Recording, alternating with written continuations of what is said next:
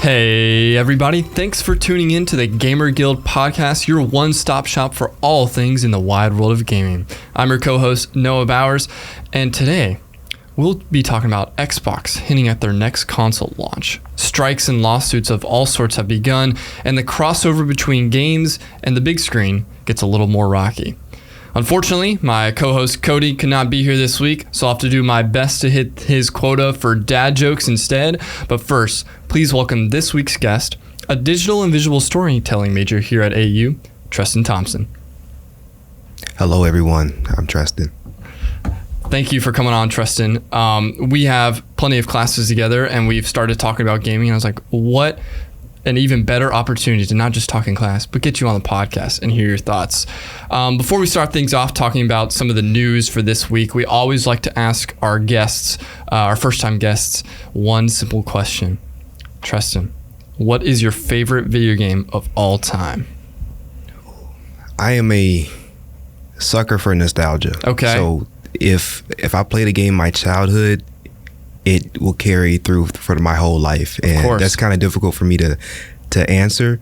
But one of the first games that come to mind is Crash Team Racing. Okay. On PS1, it's Crash Bandicoot Racing.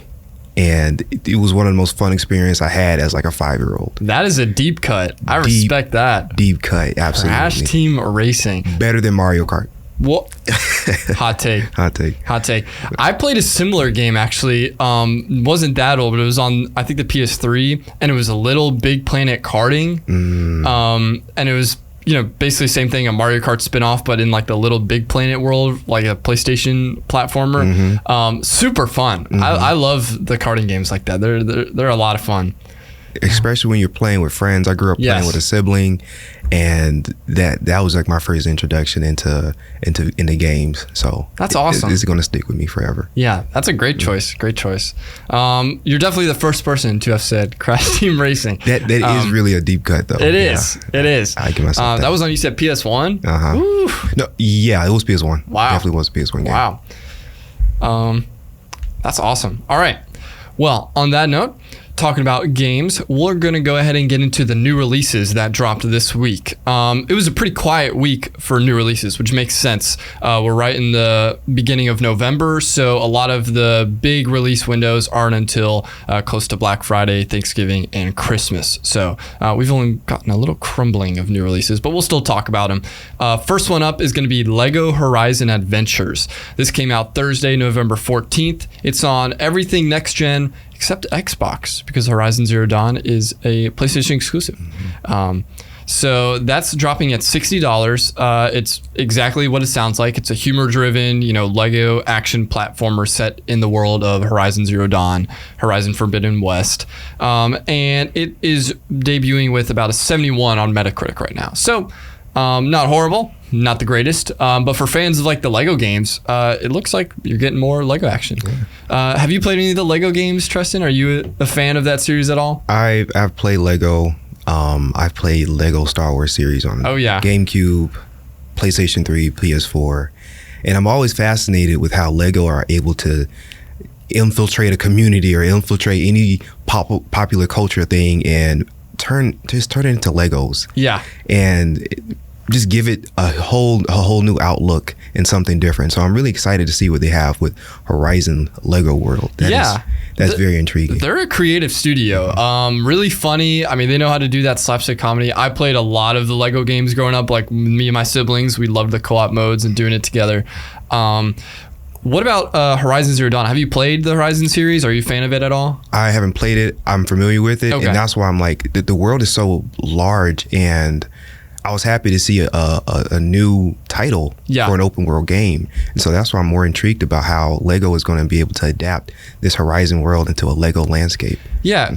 I don't know if this is the first. I'll have to double check. But usually Horizon or Lego is adapting like movies or like TV show properties, like Batman or Harry Potter, Pirates of the Caribbean, Star Wars, Spider-Man. But this is a video game solely. Like Horizon Zero Dawn isn't a movie. It's not a TV show, book series. It's a video game. So it's interesting that it's a game of a game. I'm curious to see how it pans out. Like I said, 71 on Metacritic, $60, so it is full price, or I guess a little less than full price nowadays. So if you're interested in any of that, feel free to check it out. Another game that dropped this week was Farming Simulator 25. This dropped on Tuesday, November 12th on everything next gen except the Switch. That released at $50 from Giant Software, and this is about what you would expect. It's the latest installment in the Farming Simulator series. It's basically a slightly improved but familiar game. Nothing too crazy has changed with it, but for fans of the series, they're going to notice some nice quality of life updates and improvements there. I personally have not played a lot of Farming Simulator, but I know it's very popular with that fan base. Trestan, are you a farmer yourself or no? Farming Simulator is a great escape from when you live in a big city. Oh, I like that. Or I lived in Atlanta for a period of time. Okay. And I didn't ever play Farming Simulator, but sometimes you get to a point where like there's just something you just almost hyperfixate on. Yeah. So for like a week or two, I was just watching Farming Simulator videos. Oh, on YouTube, grinding it? Yeah. And it's just like, all right, you know what? If this is what farming is like, I think I could do this in real life. And I'm sure I'll be so far over my head with that. It's intense. Yeah. I've played it a couple times with my friend because he's real big into Farming Simulator, and he wanted me to like play a modded world with him before. And you can definitely see how that game, it takes itself seriously. Really cool, really dedicated fan base. There is an esports league for Farming Simulator. That's wild. And I'm sitting there thinking it's just Minecraft with better graphics. Right. But it's deeper than that. It's intense. So much deeper than that. Yeah. I watched a clip of that one time and I was like, this is wild. I love the internet. So is it like whoever can harvest the most weed? Yeah, it's like a speedrunning type thing. Yeah. It's similar to that, where like who could be the most efficient with what they have. I think there's certain parameters that they set and stuff like that. Very interesting. Check it out if y'all are interested in that. And then one more new release that we'll talk about this week. This one I actually was really excited about. This one's called The Rise of the Golden Idol. This one also released on Tuesday, November 12th. This is releasing on everything. PS4, Xbox One, PS5, Xbox One X, and PC, and the Switch. It's on everything. Nice. For $20. Bargain. Nice. Bargain. This is coming from Color Gray Games, and this is an indie point and click kind of mystery game. It's a sequel to another indie title called The Case of the Golden Idol. Really, really unique art style, kind of like hand-drawn animation type stuff. Really cool colors, and basically you are playing the role of a detective doing like a murder mystery type thing. Really interesting. It's getting really good reviews. 84 on Metacritic right now across all platforms. And if you're looking for like a nice small little mystery game to sink your teeth into, $20, not bad at all to get into. That's a nice little indie shout out right here. Yeah, we love shouting out the indie games, and this one looks pretty good. And $20, I mean, you can't beat that price. Yeah. That's awesome. The first game of the series, The Case of the Golden Idol, was also well received. People said like the story and the mechanics were pretty entertaining. So if y'all are looking for a new indie game to try out, another mystery solver, there you go. The Rise of the Golden Idol, out on everything. All right. Now, Tristan, we're going to get into the news this week. There were a lot of news, a lot of headlines to sift through when I was coming up with the topics for today. But we'll start off right off the bat with Xbox. So Phil Spencer sat down with both Polygon and I think Bloomberg and did a lot of interviews this week, hyping up a lot of the next Xbox announcements and releases coming into the holiday season. And their first little tease is that they basically confirmed that they are working on a handheld Xbox console. But it's nowhere near finished, unfortunately. Still a ways off, but it's something that they're definitely pursuing. Right now, instead, they said they're going to be focusing on adapting their Xbox app to work better on mobile devices. So for their cloud gaming and Game Pass options, that's kind of what they're focusing on right now. But they are interested in diving into the handheld world and releasing that as a console. Do you use any handheld consoles? The Switch, Steam Deck? Are you interested in any of that stuff? I am interested in it, and I was really hyped for PlayStation's announcement when they were making a handheld. Yeah. It was some years ago. It was just whispers, and I was like, you know what? That's a PSP 2. It's a PSP Vita revamped. and then I get an iPad with 2 joysticks on it. Yeah, PlayStation Portal.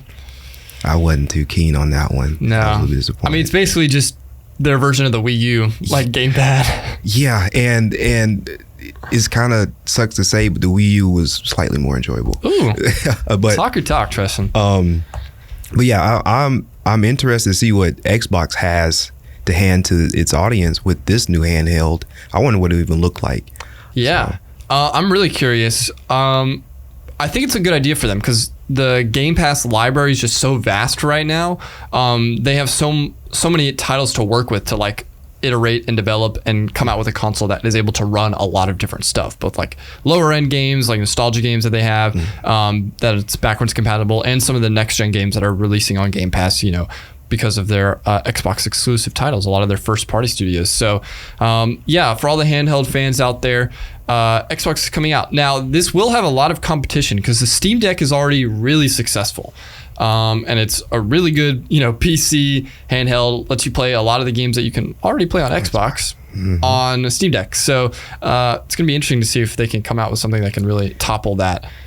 That will be interesting. I mean, since it's years out, I think that they do have a little bit of an advantage because they can see what, you know, other aspects of the market are looking like and see where PlayStation is falling short and where the Steam Deck could even improve on.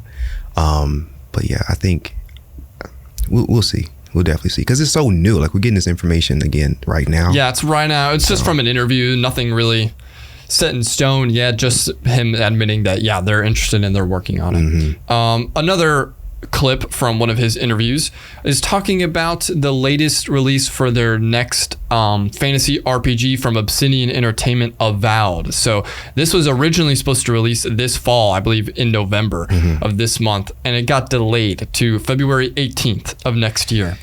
Now, this is one of the games that is like near and dear to my heart. I'm super excited for this title. I love all the Obsidian role-playing games, Fallout New Vegas, Pillars of Eternity. I mean, they just knock it out of the park. Outer Worlds, they're developing a sequel to that as well, and I love the Outer Worlds. It's a smaller title, but I really liked the world they built with that. So their next title, Avowed, Phil Spencer explained why it was delayed, and his claim is that it was not delayed because it needed more development time.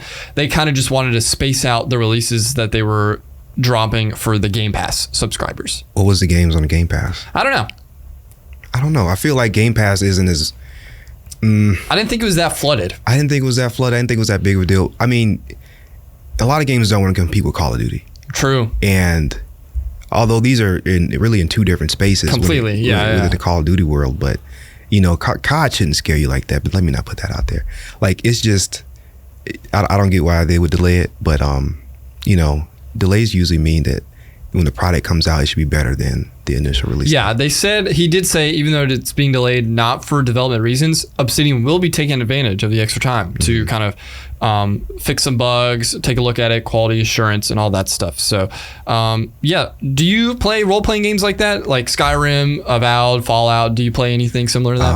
I'm definitely a huge Fallout fan. Okay. And Skyrim is my last Elder Scrolls game that I've played. I didn't really get into Elder Scrolls Online. Yeah. But I do like their main series. Excuse me. The main Elder Scrolls games. And Oblivion. Actually, Morrowind.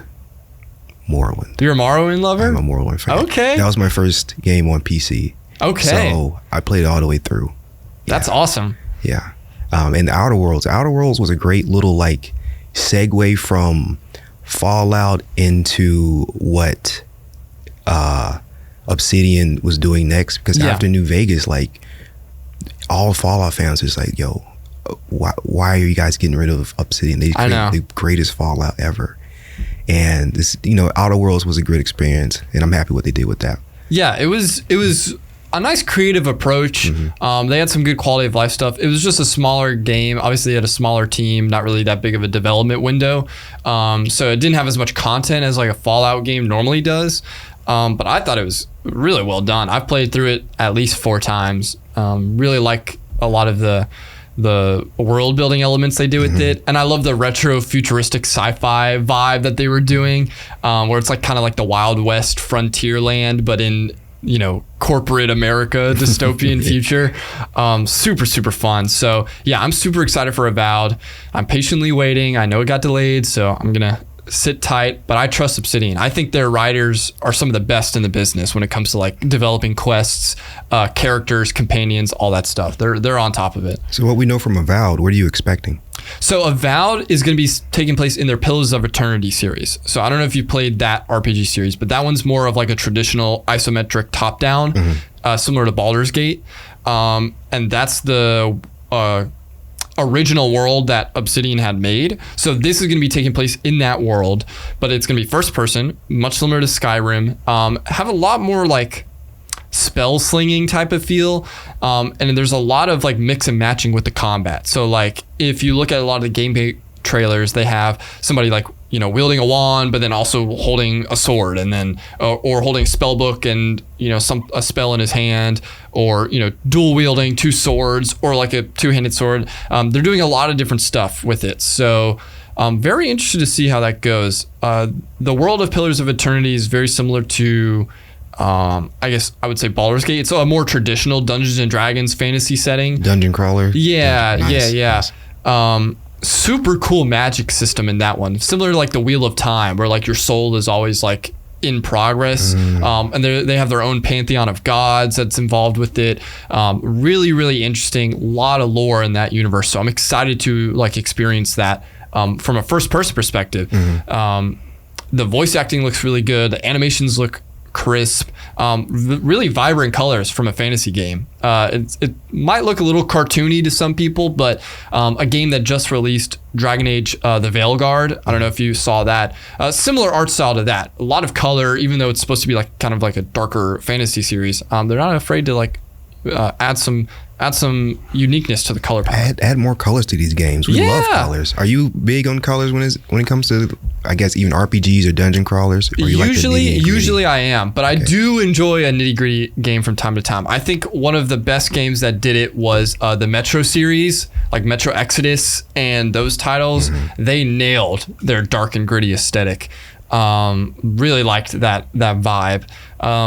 Fallout 3 and Fallout New Vegas were kind of like a little duller, had kind of like a filter color on it. So that one kind of felt more post-apocalyptic. And they tried to backtrack that with Fallout 4.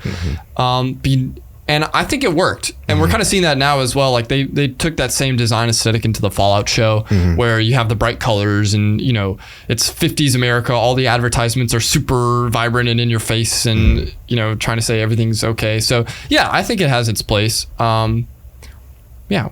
Why not add more color? Absolutely. Color is beautiful. It's beautiful. Yeah. We'll talk more about some of Microsoft business practices. This isn't related to delaying some games, but this is unfortunately something that we've talked about a lot on the podcast this year. ZeniMax Studios, which used to be a division of Bethesda, which is now owned by Microsoft. Hundreds of ZeniMax media quality assurance testers have gone on strike this week in protest of their employer's remote work policy and Microsoft's outsourcing practices. So this is a pretty big deal.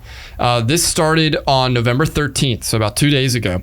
And this is as a result of obviously ZeniMax and Bethesda being purchased by Microsoft for upwards of $8 billion a couple years ago. So around January, almost 300 of their QA testers voted in favor of unionizing, which became the largest video game union in the US as a result of that. So kudos to them. That takes guts, because obviously there wasn't a union of that size prior to this. And so they were taking a risk. So we'd love to see them, taking matters in their own hands and trying to, get better treatment from their company. Absolutely. QA testers, that was a good freelance gig too. Just kind of going to different organizations and different companies and testing new titles. Yeah. And I think a lot of people that are maybe not familiar with game development don't necessarily realize how critical quality assurance is in developing these big AAA titles, even in these indie games. They allow you to kind of polish and fix the game before it's released. And when you don't support these quality assurance testers, or you don't even have that division, which is happening in a lot of these development studios, that's how you get these half-baked games on release, or these games that aren't really suited to the audience or the demographic that they're trying to market for. These QA testers are critical in pointing out those flaws and letting the developers know before that happens, before it's too late. No, and a lot of times these testers, they're gamers just like us. They've been gaming since their whole life, and so they have understanding of what we would like as the consumer. And even some of them are former game developers, and all their different perspectives really shape how a game can come out. So they really are an integral part of this process. Yeah, and so we love to see in my opinion, I think there needs to be more unions in gaming, especially with developers and artists. We've already seen voice actors and everything like that get involved. I definitely think that's something that's needed just because of how they've been treated in the last year and a half. I mean, there's been so many layoffs and shutdowns of development studios for no fault of their own. It's because of the decisions that are made by these executives. So I think unions can help with that. Kind of give them more of a bargaining chip, more leverage when it comes to these negotiations for better pay, better conditions, and a place at the table. It's job protection. Job protection. With a union, you can't just lay someone off, or you can't even just gut a whole department. You have to go through the union first. So it's some great job protection for, again, something that was considered to be freelance and almost sort of gig work for a long time in video game testing. So the fact that they're coming together and they're creating their own, almost like their own industry for the gaming industry. Yeah. So it's wonderful. Full support. Yeah, full support them. Hope they're able to get some of those negotiations through after this strike is over, and wish them all the best. Microsoft, get it together, man. Pay your developers, pay your QA testers. Every year is always something. Always. Big company buys a smaller company and they just gut everybody. Got it. And it's like, oh, but it's for the profits. I'm like, well, maybe if you ran your company better, you wouldn't have to fire 1,000 people. Yeah. All right. And delay our favorite games. Another, maybe a little bit of a sad story. We were talking about Horizon Zero Dawn earlier. Well, Horizon Zero Dawn actually got a remaster that was released earlier this year on the PS5, and it was a massive flop. It's one of the least played console exclusive released this year, just barely beating out Concord, which is saying something. Ooh. Yeah. That game got shut down like after the first week. Like 2 weeks, 2 weeks. Yeah, that was a slow and clunky game. Don't even get me into Concord. Yeah. But yeah. Did you try it? You played it? I did try it. Oh my goodness. It was, Overwatch first, it's just so many better hero shooters, unfortunately to say. But Concord, it was just like, you all had all the other examples in front of you, and they just didn't build on what previously came. I don't understand how they thought, I don't know what they were planning on getting from this title, but no idea. No, the gameplay really wasn't all that fun. The shooting aspect was pretty interesting in some of the characters, but yeah, it was just really slow. Unfortunate. Yeah. And obviously Firewalk Studios got shut down a couple weeks after they shuttered the game. So I think they got integrated into some of the other Sony studios, but yeah, Firewalk Studios is no longer a thing because of that disastrous release, unfortunately. And Horizon Zero Dawn, we'll talk about it. During its launch week, the remaster saw nearly 92% fewer PS5 players than The Last of Us Part 2 remastered. Even on PC, Horizon Zero Dawn remastered was outperformed by the original title. The remaster, I feel like it came kind of quickly. Yeah, it did. But I guess that's because, you have the PS5 now, so you want to add more titles to it.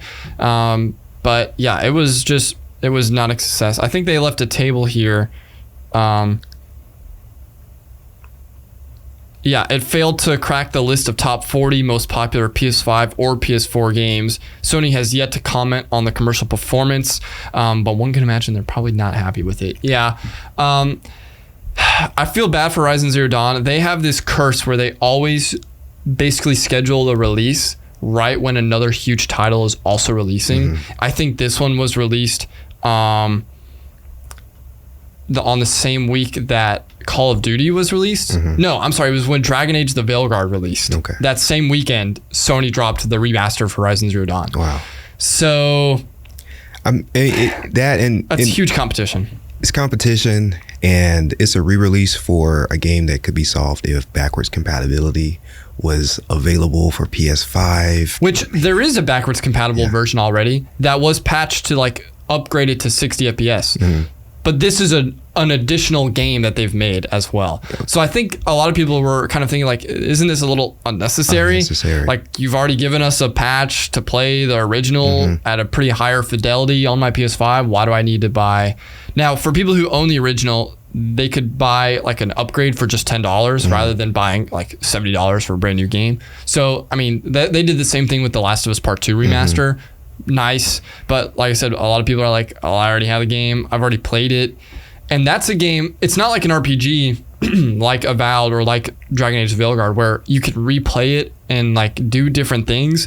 It's an open world story. And like you have a skill tree, but once you play through it one or twice, you kind of experience it. Unless you want to play it for like, you know, shooting robot monsters with a bow and arrow, which is awesome. You're not really going to revisit it. So yeah, just kind of a miss on there from Sony, unfortunately. But let's talk about another Sony property. This one, not a game. So this is coming out just yesterday, I believe, but the Tomb Raider movie seems to have found their Lara Croft. And it is currently rumored to be Game of Thrones' Sophie Turner. This is the Tomb Raider series that is going to be releasing on Prime Video. And this is going to be written and I believe showrun by Phoebe Waller-Bridge. So for those who are not familiar, she's the one that wrote Fleabag. Very successful comedy series. She was an SNL writer for a long time. Hilarious. One of the best writers working in Hollywood today. Very cool that she's going to be showrunning the Tomb Raider series. Sophie Turner, claim to fame was obviously Game of Thrones. She was also Jean Grey in some of the newer X-Men movies as well. Dark Phoenix, which did not perform that well, unfortunately, but not, I don't think, due to her performance at all. But this is the latest kind of crossover media that we're getting with Tomb Raider, because they actually just released an animated series on Netflix. Yeah, and that one was voiced by Haley Atwell, otherwise known as Agent Peggy from Captain America. Yeah, and the Marvel series. She's in a lot of other stuff as well, but that's like her big claim to fame. So she voiced Tomb Raider in that one, and this one is going to be Sophie Turner. So are you a Tomb Raider fan? Are you a big fan of the Tomb Raider games? And are you interested in watching any of these adaptations? I played some of the early Tomb Raider games. Oh man, what is that water section? I forgot the name of the Tomb Raider, but there's a water section where you're in an underground like tomb. Okay. And part of it fills up with water, and you have to swim through this water section without drowning, and it's one of the most difficult things in the world. Oh, you're talking about, is that on one of the originals, like PS2? PS1. Oh, PS1. Dude, the controls on those were absolutely atrocious. They were so hard to maneuver. You remember more than I do, because my 4-year-old brain was just drowning the whole time.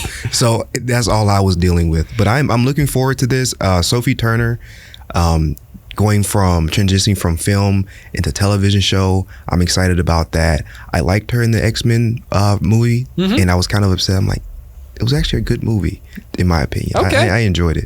And so I'm glad to see her in something new. And this Tomb Raider series I'm excited about. I wonder how it's going to differ from the Netflix series. Yeah. So, I'm curious. Have you seen any of the Tomb Raider movies is what I was going to ask. I know they had the originals with like Angelina Jolie. Yeah. Did you watch those at all? I haven't seen those movies. I haven't seen them either. Man. They look very campy, so I might have to check them out. And then there was a newer one that released a couple of years ago with Alicia Vikander. Oh, that one slipped by me also. Have you seen that one? I did watch that one. Not bad. Actually. Was it related to the game that came out in like 2014? It was not. Okay. It was kind of like its origins. It was like an origin story for Lara Croft. So it was before she was like actually Tomb Raider. So that was kind of like hit or miss, I think, with some people. But I thought Alicia Vikander did like a really cool performance. And at the end of the movie, they had a little nod to like her classic like dual wield pistols and stuff like that. So they were kind of like trying to plan for multiple movies, it seemed like, because that was like their first origin story, and then they were going to do some newer ones probably based on some of the events we've seen in the game. Unfortunately, didn't really do that well in the box office to justify sequels, so it kind of got shuttered. But yeah, that's a good one for somebody. It's a classic just like B tier action movie wasn't all that crazy, but it had some like puzzles in there and stuff like that. It was for fans of the series. I thought it was cool. I'm excited for the series more because I think series are usually better adaptations for games, like we saw with The Last of Us and the Fallout series. I think when you have more material to work with, you can kind of just lend yourself to be a little bit more creative and add some more stuff in there, and it usually turns out to be a better product rather than like a movie.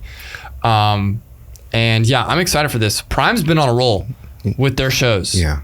Invincible, The Boys. Yeah, The Boys. Fallout. Gen V. Gen V was good, yeah. They've got some writers and some producers over there that's doing some good work. So The Boys starts filming next week. Oh yeah. For the last season, season 5. This will be the last season. Yeah.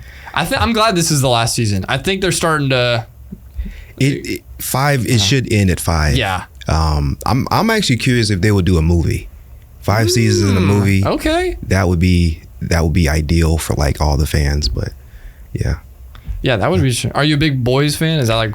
I'm into The Boys. I like The Boys, like Gen V. Okay. And I have to wait too long for these shows to release. I need like 2 seasons a year, and I have to wait a whole year for them to release 1 season. I'm just like, yo.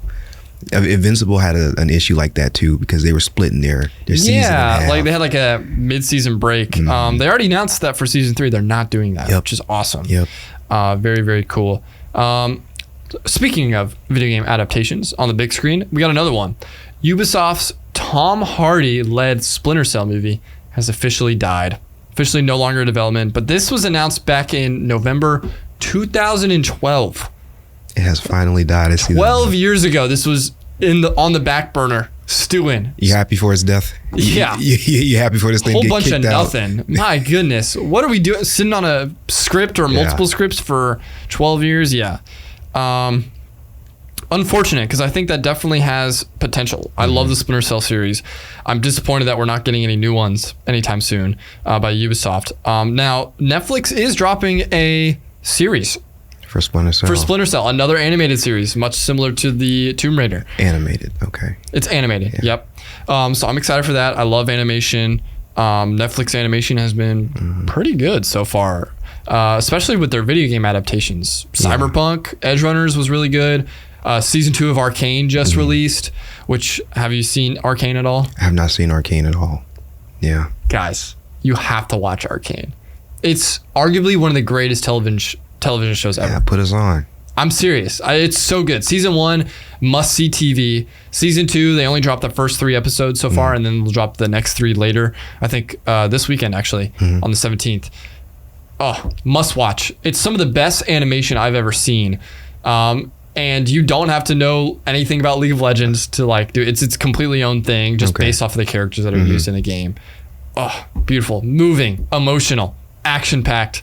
Beautiful. I wonder, is it at all possible for like Netflix and League to sort of join forces in some sort of joint venture to just promote both series or the game and the series? I'm sure they do. I think they might have been featured at LLCS Worlds, their Esports like Worlds Championship. I think they used it to like drop the trailer for Arcane. Okay. So there's like a mutual partnership there, I think. But yeah, highly recommend that. So their Cyberpunk Edge Runner series was also pretty good. Netflix animation has been on a heater. Now, Netflix live action shows, not that good. I wonder how they're choosing their writers for all of these projects. It seems like they're knocking it off the park with the animation, but live action, is something a little bit more to be desired. Yeah, for sure. Now, this Splinter Cell movie, we'll talk a little bit more about it before we move on. It was announced in 2012, and Tom Hardy was announced as the lead role as why am I forgetting his name? Oh my gosh. Sam Fisher. Sam Fisher, thank you. I was totally drawing a blank. He was cast as Sam Fisher right off the heels of him starring as Bane in The Dark Knight Rises. So there was a 2 years later, the Edge of Tomorrow director Doug Liman was attached to the script to direct. Love Edge of Tomorrow. Love it. A super cool action movie starring Tom Cruise, Emily Blunt. That was a good one. Really well done. So this would have been I think it would have been killer, but unfortunately they just couldn't get the script and it was stuck in production hell for the last 10, 12 years. Blade all over again. Yeah. Blade, man. That was one I'm disappointed about too. Yeah, that one's unfortunate. Speaking of Ubisoft as well, they also got hit with a class action lawsuit recently by 2 California gamers due to their shutdown of the Crew video game. So they're being sued because the game that requires an internet connection in order to play, this released back in 2014, they pulled the plug on all the servers. So now even if you have like a physical copy of the game, you're not able to get in or play it whatsoever, which is unfortunate for fans of the game. So they are suing and basically saying like, that's illegal, that's unethical, we purchased the game, we should be able to play it. Overwatch 1 is in a similar situation. Yeah. And it makes sense because they have the Crew 2 is already out, and that's kind of what they're actively developing. So they're kind of just saving resources by shutting down the servers for the Crew 1. But I guess people have content on the Crew 1. They have cars, they have skins, they have, they like the world of the Crew 1. That's a completely different tracks and everything that's developed in the Crew 2. What are your thoughts on that, on games, game studios able to shut down old titles that they no longer want to support anymore? I mean, people invested their time and their money and their effort into it, and especially for a game to be completely online and you shut it down. So I essentially have a brick in my console. Yep. And it's just taking up space, and so they feel like they've been hard done by that. I completely understand. In the Crew, go from the Crew 1 to the Crew 2, you can still have the Crew 1 server still up. Yeah. Same way with Overwatch, like to release a game and it's so similar to its predecessor, and some fans don't feel like it's enough variation between the two. So yeah, they just feel like they just been slighted a little bit. So I'm not upset at them for launching a lawsuit about this, because something needs to be looked into it, especially if it's happening over again. It's a reoccurrence. Yeah, it's time to put some eyes on it. Yeah, time to step up. So I'm curious to see how this will play out. I'm guessing they'll probably just get a settlement for it. But who knows? This might lead to some legislation that forces developers to take older titles more seriously. Call of Duty and Activision and even EA with Battlefield. Yep. They're notorious for releasing a game really every year. Just about who else? The NFL. Madden. Madden. That's NBA, a big one. They shut 2K. that one down like immediately. Really? See, I'm not too much of a Madden player, so that's they want people to cough out $70. Get that newest one. Wrapping things up here, we have one that we're both very excited about as Call of Duty fans. The Call of Duty League schedule has been announced for the 2024-2025 season. They're introducing some new variations in the tournament style, so we have new online minor tournaments, as well as the confirmed locations for the 4 major tournaments leading up to champs, and over $5 million in prize money, amongst many other things. Did you watch the announcement or did you look into it? And what are your thoughts, Trestan, on the latest season of the Call of Duty League? I did. I'm a little bit up to date on it. So I'm really excited about these majors. And there's a secret major. Oh, yeah, there is. A secret location. I speculated on where it could be. I've thrown out some wild ideas to myself. And I'm just interested to see where they land, But I am really excited for this season because the pros and fans have been begging for in-season tournaments. Yes. And we finally have that. And I'm all for that. More land, and hopefully it's more land. These online tournaments. The minors are going to be online tournaments. There are 12 teams, single elimination. So they're going to be, pretty quick and easy, but there is prize money for them. And I think first through fourth get CDL points as well. So it does add to the playoff standings later on in the season. Yeah, these are a big deal then. And I think teams would take them more seriously. We are in a fairly top-heavy league at the moment. Yeah.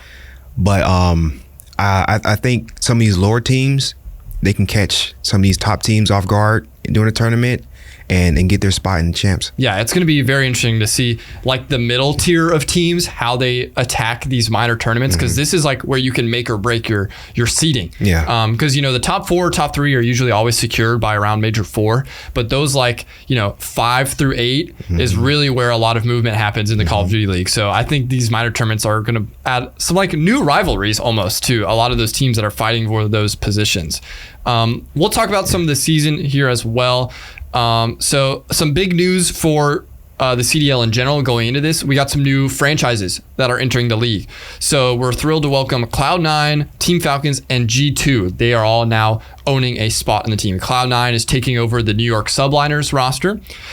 Team Falcons is taking over the Legion, the Vegas Legion spots. Now they're going to be, I think, are they the Falcons Legion? I think they're just the Vegas Falcons. Vegas Falcons. That's Falcons. Right. You're right. Owned by a Saudi esports team. Saudi esports team. And that's something that's really interesting to see. I'm glad that there's it's becoming a worldwide thing now. Yeah. And there's other countries or other organizations getting in. It's just, I do have my hesitations on the Saudi involvement in esports. They've been really trying to get involved, unfortunately. Well, I'm not a big fan of a lot of their, political stances. Yeah. And they're kind of doing this thing called like sports washing. So they get involved. They're doing the same thing in golf. They try to get into the NFL, where they pour a ton of money and investment into like these big sports productions to be like, oh, wow, look how cool we are, to kind of detract from the PR that they're getting with how they're treating their citizens back home. Yeah. So it kind of has an ulterior motive, unfortunately. But I hope, I don't think any of that is being reflective of like the actual players and the people that are going to be competing for Team Falcons. So none of that is going to be directed towards them. How do you think it is going to affect the league? Well, they already confirmed that after the World Champs, they're going to be hosting another spot in the Esports World Cup, which is the Saudi Arabia tournament that they hosted starting last year. So I definitely think Activision is starting to get into that honey jar a little bit. They're trying to dip their toes and get some of that money. So it's going to come down to a lot of business practices there, unfortunately. The Falcons, I'm excited to see them in this league. Yeah, people were saying at the beginning of the season that they maybe should have dipped in challengers prior to getting straight into the professional side of Call of Duty. But I could see that argument, but Team Falcons, they got the money for it. I think they have the money. I think they have the skill. And it's sort of like, why not go ahead and shoot for the top while you can? Especially, like we said, they're hosting the World Cup, Esports World Cup next year, which it's interesting to have a World Cup every single year. I think that's how they're going to plan it. So that is interesting. I didn't think about that. Yeah, because like the Soccer World Cup only happens every 4 years? 4 years, yeah. Like the Olympics? Maybe, yeah. I think the World Cup, maybe do it every 2 years. Build some suspense, some anticipation for it. There was some mixed opinions about it for this last summer, with its inaugural season, inaugural showcasing. I thought it was okay for its first time around, but I'm really looking forward to seeing how they're going to improve for this next one coming up. I think Team Falcons won, right? The whole thing, the Team Cup. The Team Falcons, no. I'm pretty sure they did. For Call of Duty? No, for Esports World Cup, just in general, like the whole thing. Because like each organization competed in like different esports, and then whoever like won the most across all the titles like won the cup. And I'm pretty sure it was Team Falcons. Okay. Which makes sense because they poured a lot of money. They just bought a lot of teams, basically. Okay, so that's what it was. They kind of did the thing where like, Miami bought Messi for like $1 billion to put Messi on their football team. That's what they did for their esports rosters when they announced the World Cup. They just bought like super high-end talent to play for them. That was a concern with Call of Duty. Yeah. They were going to do the same thing, speculation of Hydra moving and even somebody trying to get Simp off a team. That would be crazy. Splitting up the Tiny Terrors. Shot. Yeah. But yeah, so Team Falcons and G2, they're taking over the Minnesota Rocker franchise. So yeah, those are 3 new franchises that are entering. The 4 majors that have been announced is Major 1 going to be hosted by Toronto not Toronto. Major 1 will be in Madrid, Spain, but hosted by Toronto. Very interesting. Very cool to get that international. Major 2 is going to be hosted by Optic Texas in Dallas, Texas, in the same venue that they did Champs last year. Major 3 hosted by Miami Heretics. That one's going to be in Fort Lauderdale, Florida. You might have to take a trip down there. Florida is beautiful. That would be really, really fun. And Major 4, they have not announced, but they said it's going to be a very special location. We have our guesses. What has been your like final guess that you think is realistically it's going to be? Realistically, it could be any season, but London, any location. But London has been a coveted Call of Duty location. We know that Optic has raved about London for years. Yep. And we've been wanting to get a venue in London for so long for Call of Duty. It's been a while. Begging for it. So that would be a nice surprise, is for a London location. And that's where I have to cast my vote. I think it's gonna be London as well. I think that's why they're being cheeky with it, because kind of like in the Call of Duty League circles, it's kind of said that London crowds are like the most raucous, most rambunctious, most fun to play against. So that's my guess as well. I can't think of any other city that they would like not say right off the bat. They kind of told on themselves to me, because Spain would be my next country to host a Call of Duty event. Okay. And so if you're already going to do that for the first event, going to go to Madrid, I think London would be another event to go to. Yeah. I think that's going to be electric, by the way. First major in Spain. They are kicking off this season with a bang. Yeah. And then you're going to follow up right there with Optic Texas. Yeah, in Dallas. And it's like Champs Part 2. Oh. Yeah. And honestly, I'm happy, because now we get to finally settle this debate of people saying Optic had this home crowd advantage. Silly. Absolutely silly. I just think that they hosted an amazing event, amazing champs, and they were just the best team to do something like that. At that tournament, yeah. Absolutely. This year, Toronto Ultra will be hosting the World Championships, and that's going to be in Toronto as well in the summer. So Toronto hosts a good event. I think that will be enjoyable. Yeah. Awesome. All right. I got one thing to add. So for my prediction, what if they do Major 4 in the Las Vegas Sphere? Oh. Whoa. So that's our producer, Jackson, coming in. That is... The Las Vegas Sphere? Is there enough room? Oh, yeah, there is. Is there enough room? That would be insane. That would be crazy. Oh, yeah. That would be Vegas, super immersive. That makes sense, because Vegas Falcons, they're the new thing, and Saudi's got money to host an event. Yeah. Dang. I didn't even How think did that skip my mind? I didn't even think about that either. Ooh, Jackson coming out with some predictions. Big brain. That would be super cool to see a Call of Duty LAN event in the Sphere, or just in Vegas, at the Strip and everything like that. They need to announce this so I can make my plans. Our travel plans. Yeah, they need to announce this so I can make my plans. I need to get a passport. I might have to go to London. I might have to go to London. Ooh, if it's in London, okay. Depends on what season. It's going to be... Major 4 starts. That's like dates July. And locations tentative. Actually, it's gonna be like the second half of May. Yeah. Oh, July is champs. Yeah, July is champs. And then August is gonna be World Cup. Yeah. Okay. All right. Well, that's a great suggestion, Jackson. I'm excited for the Call of Duty League. We've had our critiques about it in the past on this podcast, but now we have the new game, Black Ops 6, the most successful Call of Duty release ever of all time. A lot of momentum behind it. They just dropped Warzone this week as well for Black Ops 6, so that's been taking over a lot of people's time as well. So hopefully they can hit it home. How do you like the mesh between Warzone and multiplayer Call of Duty? Have you enjoyed these two sort of separate games colliding? No, I haven't. Why is personally that? I think the loadout system really kind of threw a wrench in how a lot of like the creative class and stuff went. And I think Warzone kind of just got flooded with so much content because they kind of just like kept adding with each iteration of Call of Duty rather than like revamping it. But I'm also not a big Warzone player. I don't do a lot of battle royales anymore, so I might not be the best person to ask. I'm multiplayer pretty much through and through. Your opinion is valid because you are a multiplayer Call of Duty player, and so like that also affects you for Warzone being such a mainstay in this Call of Duty landscape. So. Like Gunsmith is almost never going away because of Warzone. People want to like adjust their guns and find the meta and everything like that. So we're never going to have like the pick 10 system or just foregrip and a red dot. Now it's like 20 different red dot sights, 5 different grips, 6 different stocks, 4 different mags. It's just these barrel attachments. Yes. Man. I just think it's a little much. It's a little saturated. It is. And then the Omni movement, I would say I'm excited about that. I'm loving the Omni movement. That's great to hear. Yeah, it's great. I think it's gonna be really exciting to see in the professional scene as well. Yeah. So we're in for a treat, Call of Duty fans. I'm excited. That's about all the time we have for today here on the Gamer Kill podcast. Trestan, thank you again for joining me today. Hopefully we can get you back on again so you can talk with Cody, talk about some other games. He's a great guest. Thank you to everybody listening. I've been your co-host, Noah Bowers. We'll see you next time. The Gamer Guild podcast is recorded at Augusta University's TVC lab. Our producer is Jasmine Garcia. Music is by Ethan Balducci. The opinions stated are that of the individual and not Augusta University.